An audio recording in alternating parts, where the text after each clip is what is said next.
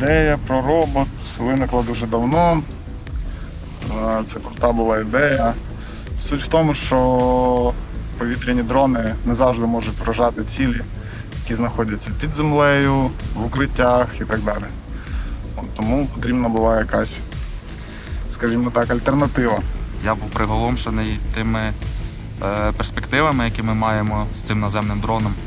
І я розумів, що такого більше в нашому війську немає, так сказати, аналогів нет. І почав працювати, навчатись, практикуватись. Треба поєднувати всі режими, які є наявні в його функціоналі.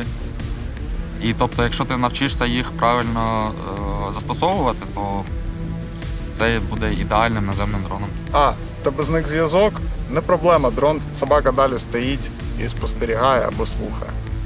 Б. Звук. Собака може писати звук, вона безшумна. Дрон звук писати не може, бо він жужжить. В.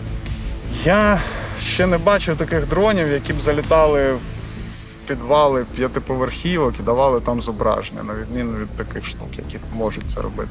Ця штука може зайти, подивитися, вийти, принести інформацію або залишитись там з якимось фугасом 5 кг і закопати це все діло. Собака може на собі тягнути будь-який груз, переносити озброєння від стрілкового до мінно-взривного. Також ми можемо ставити на неї датчики цілей. Вона розносить, встановлює датчики і туди потім працює або артилерія, або РСЗВ. Дуже часто є такі ситуації, коли є дві позиції, між ними якийсь пагорб, і ти не можеш заглянути, що відбувається у ворога, тому що ти не хочеш вилазити на пагорб, бо ти зловиш одразу в голову. А собака може вилізти, її дуже погано видно. Якщо ти не знаєш, що вона там, ти, мабуть, її не побачиш. Вона собі вилізе на цей пагорб, сяде, буде спостерігати, бійці будуть просто дивитися зображення з камери собака. Камера собака – це вже опція, яку можна розширювати нескінченно.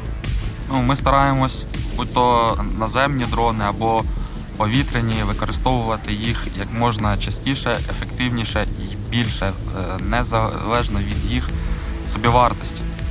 І, як казав наш командир, нового бійця в магазині не купиш, а будь-який дрон завжди можна придбати. В підрозділі Курт Компані 28-ї бригади поки що з'явиться цілий підрозділ таких собак.